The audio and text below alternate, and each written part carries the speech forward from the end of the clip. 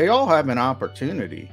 And same, getting back to wide receiver, I'm going to be interested to see if Nick Sirianni gives not only Jalen but Zach Pascal a chance to, push Quez Watkins, because, look, I don't think he should be handed that job, and I think too many people are handing him that job, and especially when you consider he's not really a slot receiver.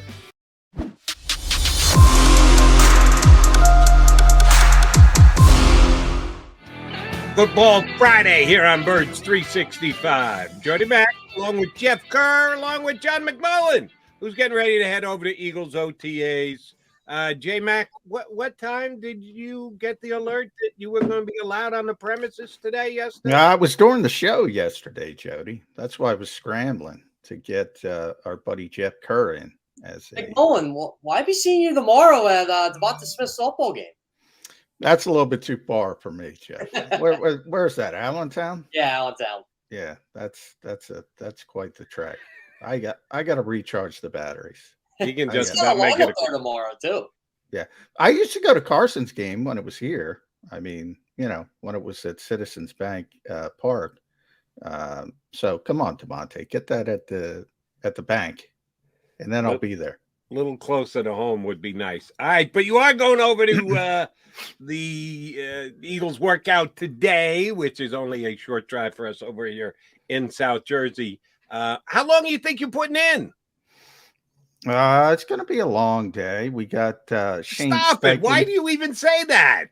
10:30. The practice is at 12:55. So, we're going to have gun violence awareness shirts. If everybody saw, the Eagles are going to be wearing orange this morning. So that's going to be exciting for fans to see them in that. They're going to auction those off.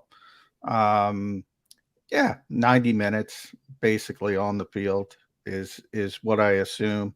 And it is what it is. You and I have talked about this a lot, Jody. I mean, it's not what it once was, but it's exciting for fans, I think, finally to get to see A.J. Brown and Jordan Davis and Jacoby Dean and all James Bradbury, all these additions in the offseason we've been talking about. We've had rookie camps, so you got a little bit of Davis, got a little bit of Nakobe and the other rookies, but the veteran additions, it's the first time to see them on the field, so it's sort of a big day from that standpoint. Yeah, John. So one thing I'm looking at with this team, and we were just talking about this for the break, the whole Jack Driscoll, Isaac Seumalo right guard conundrum. Do you think we could possibly see Isaac Seumalo at right guard today? Well, they're not doing team drills, so it depends when they do individuals, he'll be lined up at right guard. Working, as what the Eagles do is sort of work on combination blocks a lot during their individual drills. Something Jeff Stoutland always stresses, so that'll start today. Yeah, he'll be the default setting at right guard. He'll be the starter. Very similar to, TJ Edwards at linebacker. Like, if people expect Nakobe Dean to be starting middle linebacker today, that's not how it works. You got to earn the job, so to speak. So they'll default to all the veterans. In the case of Isaac, he's been here longer than Jack Driscoll. He'll be given the opportunity. He'll get the first snaps or the first reps at right guard. I don't think it means that much on the first day, but that's how the Eagles will start it. I don't think there's any doubt about that. I heard you guys before the break.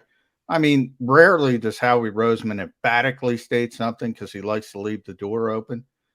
Landon Dickerson isn't going anywhere. He's playing left guard, period, end of sentence. That's it. So it's who's the right guard. And I do think it's probably one of the legitimate competitions on this team. One of the good news about the Eagles, they don't have a lot of legitimate competition at starters because most of the guys are entrenched. On offense, you're talking about right guard, and that's it. And maybe you could argue somebody can push Quez Watkins, but that's probably pie in the sky. Then you start talking about tight end 2. As far as starters, everybody's pretty entrenched. Agreed. And I think you're dead on about your point about the veterans get the benefit of the doubt when camp opens up. All we have to do is look back to last year when Andre Dillard was getting first team reps over Jordan Mailata because he was here. He had been playing. He had played more reps up until that point than Jordan Mailata did. And then what happens on the field happens, and the Eagles coaching staff makes the decision on who the best player is and is showing the most. Not going to get a chance to show most in these drills / 7-on-7s when they come down, Johnny Mac. But one of the things you can see is competition between receivers and cornerbacks. Eagles have a new wide receiver 1, and that's A.J. Brown. They got a new cornerback 2 in James Bradbury, but that means a wide receiver 1 against cornerback 1. Darius Slay against A.J. Brown. How highly contested will that be in these sessions here early on? Well, it's always, Slay is very competitive and he likes to have fun and he likes to talk. So from that standpoint, but I feel bad for corners in 7-on-7s. I mean, that's designed for the offense to succeed. You better succeed in 7-on-7s. That's where Sam Bradford got put in the Hall of Fame because he was, the best 7-on-7. Yeah. Best 7-on-7 quarterback of all time, the most accurate quarterback. You've heard all the stories. Ball never hits the ground. Never did. It's true. The guy was amazingly accurate, but obviously it's designed. Same thing. I feel bad for the offensive tackles in one-on-one drills and one-on-one pass rushing drills.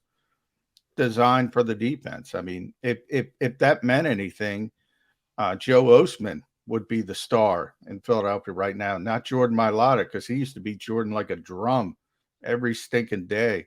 And Jordan gives him a lot of credit for his development as a player.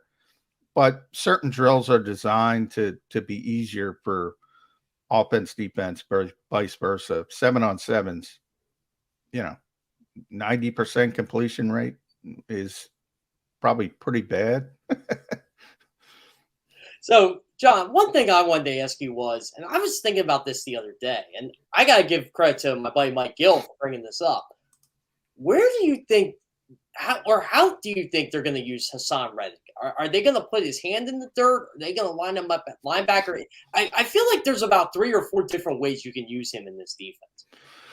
Yeah, I mean, he's going to do both. But Jonathan Gannon calls it an overhang player. You're going to see a lot of 5-man fronts. You're going to see a lot of him on the line of scrimmage standing up as a Sam linebacker.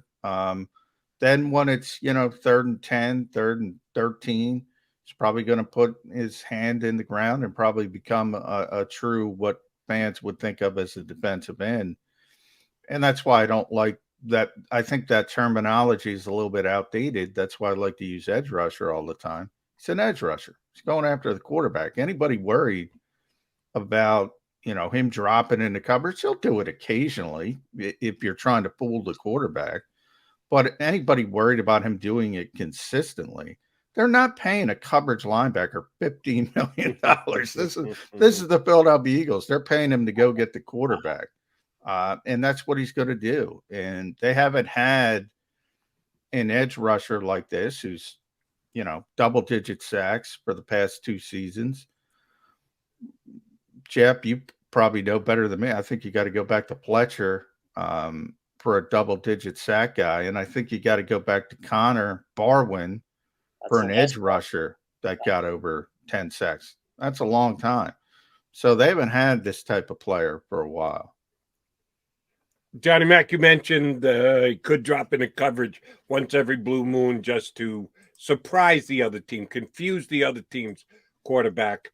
Jonathan Gannon would talk about that relatively frequently last year, not a ton, but enough that you knew that he hoped to have the ability to do that with the guys that he had in the scheme that he had. Between you and I don't think he did much of that last year. He talked about it more than he actually did it. And I think part of it was he didn't have the right pieces to be able to do something like that. They have upgraded the pieces on the defense. How do you think Gannon will go about surprising other teams' quarterbacks? Yeah, you're right. He did talk about it more than he did it, Jody, last year. And I think a lot of it had to do with not having obviously the players that can do it. Interestingly, I think their one weakness kind of limits them in that regard, because typically when you throw all these crazy looks at quarterbacks, it's got to be with the safeties. They got to be able to do both. They got to be able to be interchangeable. They got to be able to move in the box and right before the snap, run out and get into cover 2, cover 3, whatever, or vice versa.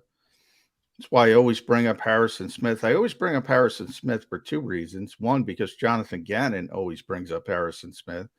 And 2, because he's a really good player. And he's that guy. If you ever watch his film, he'll be, in the box, and all of a sudden, right before the snap, he'll race out, and he's got the ability to do it. I don't think the Eagles have that player. In fact, I know they don't have that player. Until they get that type of player, I don't know how crazy they can get. But the corners at least allow them to do a little bit more when it comes to press coverage. And in theory, you would think that would stop the easy completions that were such a problem last year when you had the 80%, 90% completion percentages, which were like 7-on-7 drills. One of the reasons why is they were giving up these really easy completions underneath because they wanted to limit big plays, which they did. You got to give them credit for that for the most part. But they gave up whatever you wanted underneath. And if you're comfortable with that, and if you're confident in yourself, and you're not going to make mistakes, you can just go down the field. Bing, bing, bing, bing, bing. Who cares if it takes 15 plays to score? Now, the defensive mentality is, this is an over-legislated league. Somebody's going to throw a flag at some point. 2nd and 5 is going to turn into 2nd and 15. You're going to get off the field. That's sort of the thought process from that perspective. Too often that didn't happen, obviously, for the Eagles. John, one thing I always wanted to take notice on in OTAs, and I used to write about this a lot when I was writing about the Eagles for 24/7 Sports. A lot of people always wanted to know how, not so how the bubble guys were doing, but guys that were former high draft picks and they just kind of fell out of favor. And the Eagles got 2 of them right now. They got Jalen Reagor and JJ Arcega-Whiteside. What are you expecting, like body language wise, or just basically anything from those 2 over the weekend? Well, I think, I've said all the time, I think Jalen gets a bad rap for not trying, or whatever you want to call it. People say doesn't work hard. I don't think that's the issue with Jalen Reagor. I think the issue has been confidence, and he's just lost his confidence, and that's big for a professional player. We've seen it in many sports. Guys go south, and I think that's where Jalen Reagor is. Same thing with JJ. I've never seen lack of effort, just lack of separation, lack of being able to catch the football consistently. But, as far as body language, they've never been, poor body language guys to me. They've just been underachieving players. In the case of, Jalen Reagor, to me, is more interesting. First of all, he's going through some stuff off the field again after Jeff Gladney got killed, unfortunately, in the car accident. Good friend of his. So, first we're going to see if Jalen's even there. He has been there at OTAs. I don't know if that tragedy sort of changed things and he went home. I don't know. We'll get to see that. As far as JJ, I mean, he's moving to tight end. That's a long shot. But the Eagles need a backup tight end. As good as Dallas Goedert is, I don't think they're comfortable going into the season with Jack Stoll as a backup. And you can say, well, Grant Calcaterri's a 6th-round pick. I mean, I wouldn't count on him. So this opens up thing. We don't know when Tyree Jackson's going to be healthy. So Richard Rodgers is there, Noah Tagai's there and JJ's there. They all have an opportunity, and same, getting back to wide receiver, I'm going to be interested to see if Nick Sirianni gives not only Jalen but Zach Pascal a chance to push Quez Watkins, because look, I don't think he should be handed that job, and I think too many people are handing him that job, and especially when you consider he's not really a slot receiver. So you can put Devontae Smith in the slot, and he could do it because he's a tremendous route runner. But also, do you want him in the slot all the time? I don't know. Maybe you could utilize him a little bit better outside because he's so talented.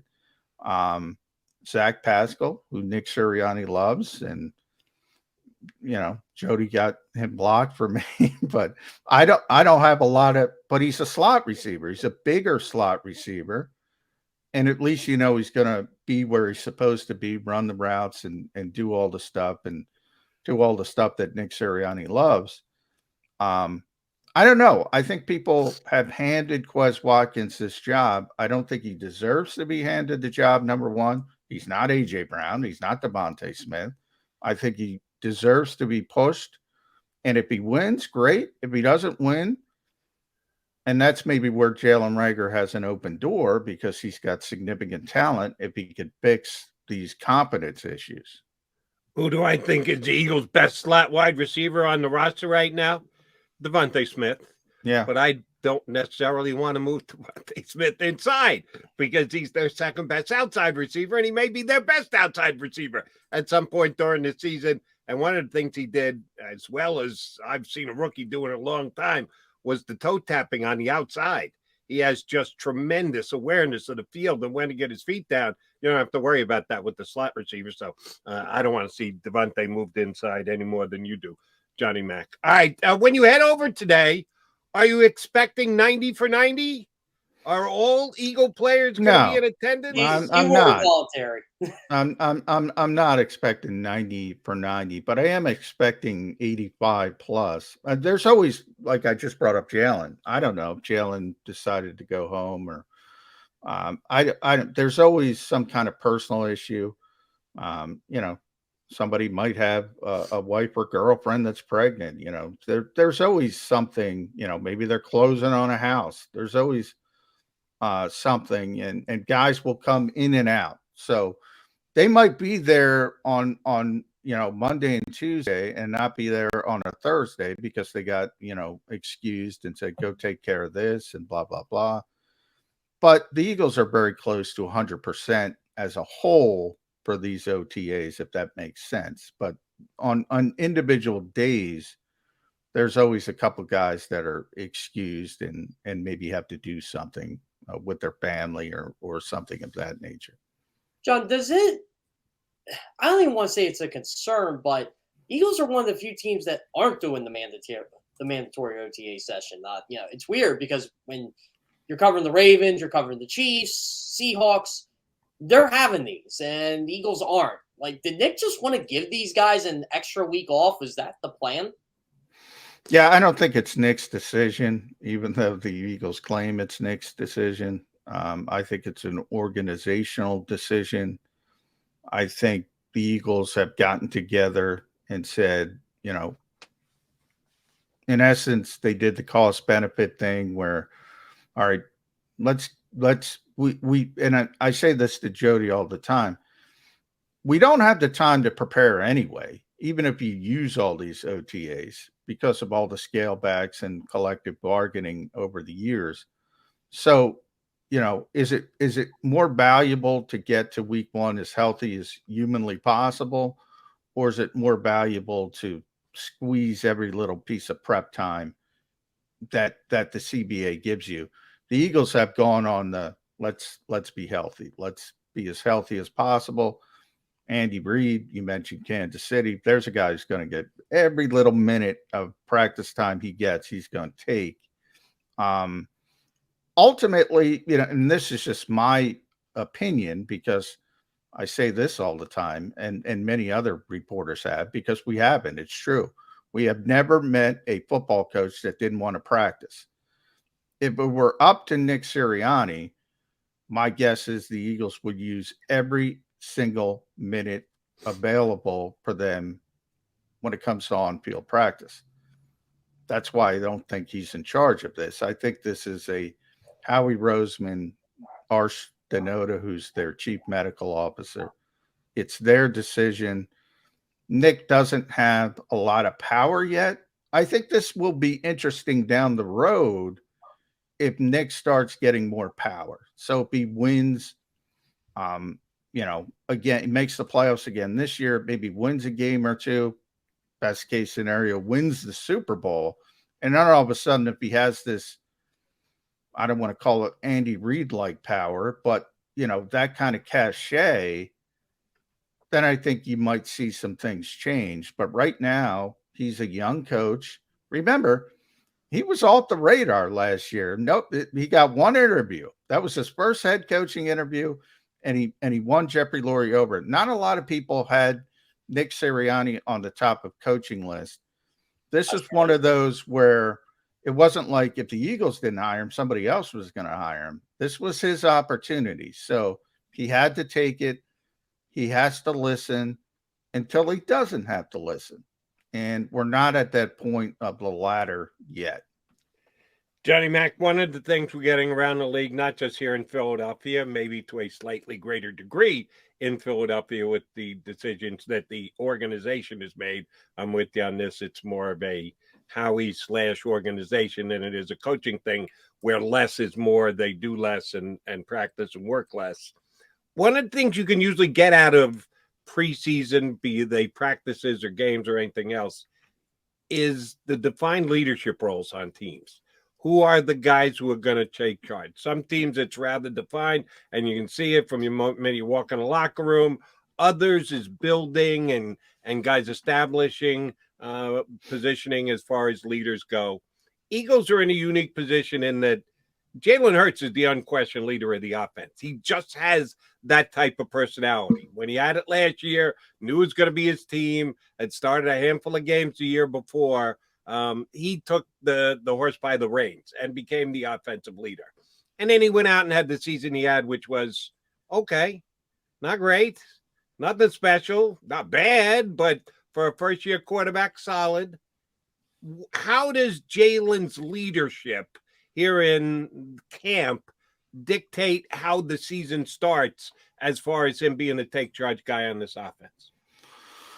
Well, I think you're right. I think, that's of the Eagles' issues, I think that's very low on the list. I mean, Jalen's just a natural leader anyway. Jalen's one of those guys that people naturally gravitate towards. Like one of the things, and I talk about, and you and I talked about this, Jody, is, now that you have A.J. Brown and Devontae Smith and Dallas Goedert, you got to worry about, getting people to football and, are they going to get upset?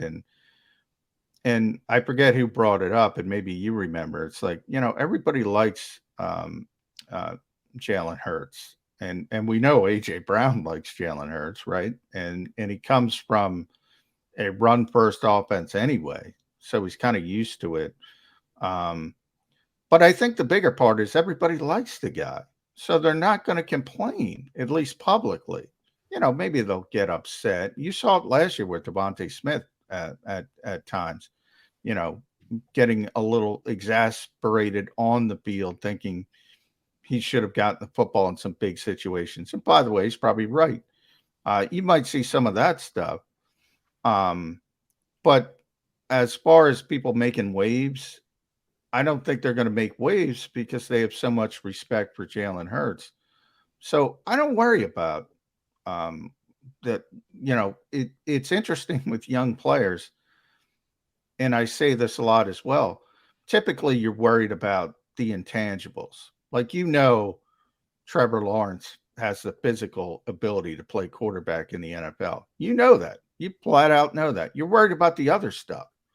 all the intangibles, the leadership, the understanding of the offense, the ability to process and make decisions, all that kind of stuff. With Jalen, it's the exact opposite. The intangible stuff. He's a leader. His work ethic is unbelievable. He's going to do everything in his abilities to improve. But you worry about the traits and does he have the accuracy? Can he improve? Can he improve to be a star NFL quarterback? That's the part I don't know. So it's kind of turned upside down with Jalen Hurts from a typical young quarterback.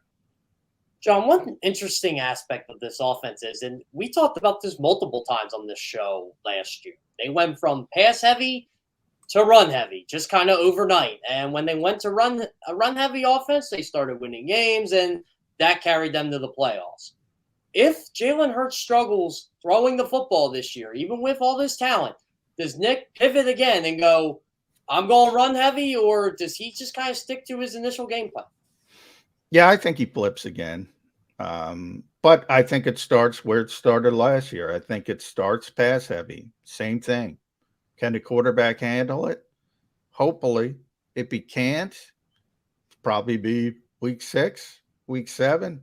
They'll scale or say, you know what? I might have the best offensive line in football. Jeff Kerr and Jody McDonald can get 4 yards of carry behind this group. Let's just run it down people's throats. Be a little generous here, John. I don't think I am because everybody did it last year. I'm being facetious, obviously. You got to be an NFL. But Kennedy Brooks, for instance, undrafted kid, if they needed him, probably not even going to make the team. But if they needed him, he could probably run for 4 yards beyond this offensive line. That's how good that offensive line is. They don't want to do that, though. So I think, it'll tell you, if they have to do that again in season, you can pretty much chalk it up. All right, they're going to get a quarterback next offseason. If they're forced to go from what they want to do, and remember, just as I said with Haason Reddick, they're not paying A.J. Brown $25 million to go block people, even though he can do it with his size. They're paying him to catch the football. They want to throw the football. They want to be the 11 personnel team. They want to be able to have these explosive offensive passing plays. If they have to shift from that again, that's it. They're going to get a quarterback next offseason. J-Mac, how important is this camp to Miles Sanders? Final year of his rookie deal. You and I talked a little bit about yesterday what would be a fair deal that could get done ahead of time if the Eagles are motivated to do so. If Miles was motivated to sign it, don't know that either one of those things are in place, but it's a big camp for Miles because he wants to get paid somewhere on his second contract.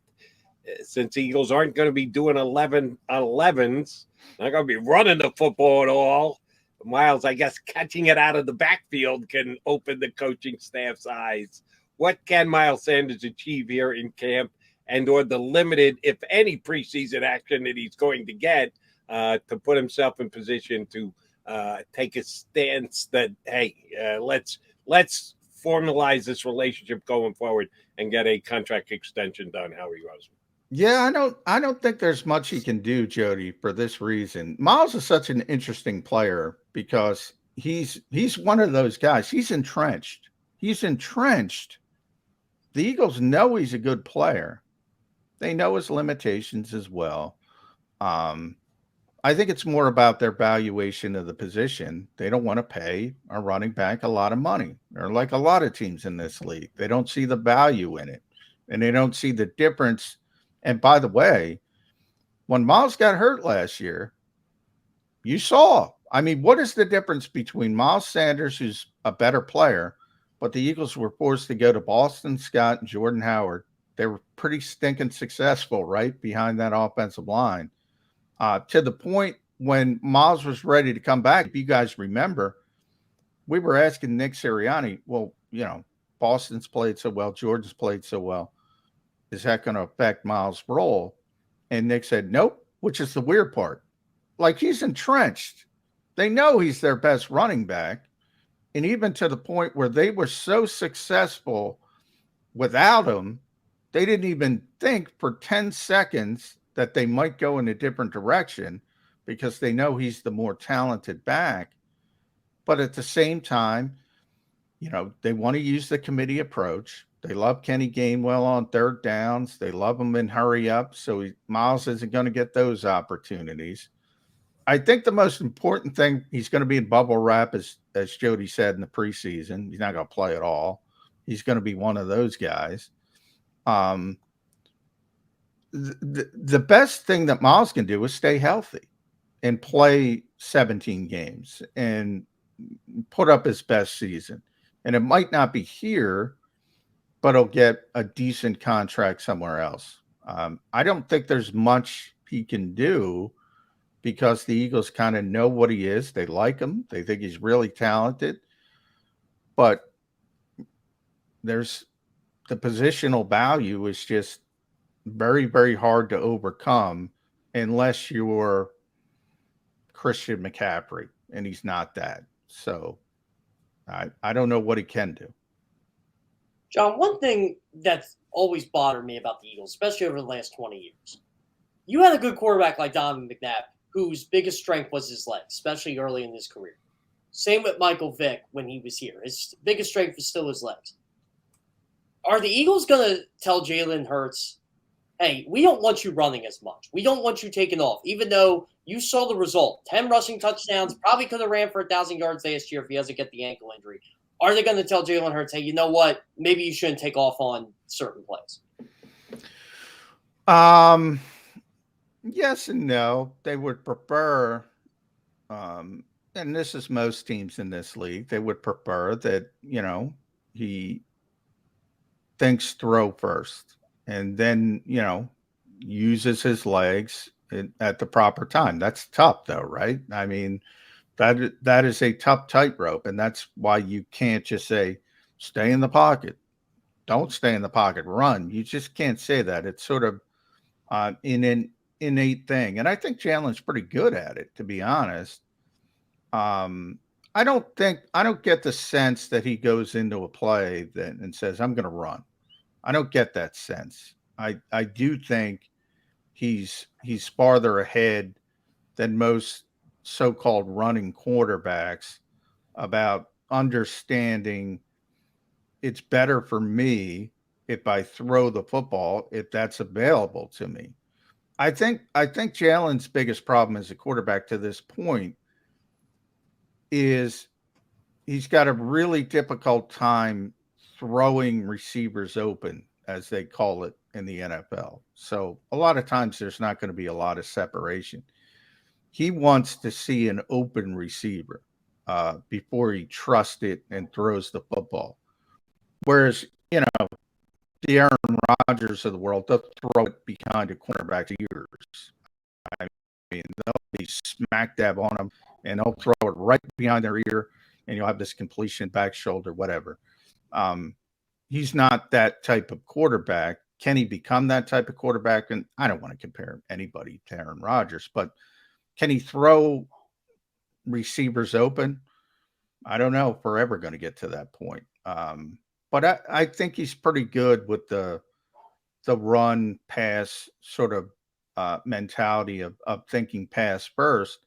And you brought up the problem, Jeff. I think a lot of people say, well, he didn't get injured. Yeah, he did get injured. He just played through the injury. I mean, he missed the one game, the Jets game with Gardner Minshew, but he clearly wasn't the same player, and he had to have surgery on his ankle.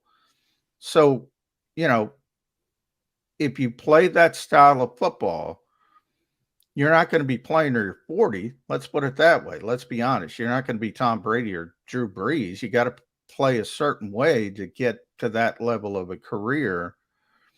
And if you want to be an entrenched, 10, 15-year starter, you probably can't play that style of football. And the Eagles understand that, and Jalen Hurts understands that. Johnny Mac, my last question has to do with leakage. or lack thereof. We've had a couple of days of OTAs. I have not read, seen, heard of any extracurricular competitions that Nick Sirianni has run. He had a bunch of them last year in his first year as the coach, how to determine I who think are they the went best. bowling, Jody. I think What's they that? went Did you see bowling. what Howie Roseman bowled? It did not. I saw it was He did not get 100. Less than 100 for Howie? Yeah, Yes. Jeff, you're a high level bowler. So yeah, you'd be a ringer. You should have got in there. You know what? The way I've been bowling the last couple of weeks, I'm pretty sure Howie Roseman could beat me. Oh, not good, Kerr. Didn't know you were in a bit of a kegling. I'm in a funk. So 90 guys. What bowlerama did they take over to get 90 guys out there? I do not know that. I know Jordan Mailata had a pretty high score, and I think that Kobe Dean bowled well too. So yeah, George's good at everything. He was probably singing as he bowled. I were they a Top Golf too? I've seen a bunch they of were teams. a Top Golf. I did see a that. bunch of teams were going to Top Golf. So yeah, they've been doing stuff, Jody.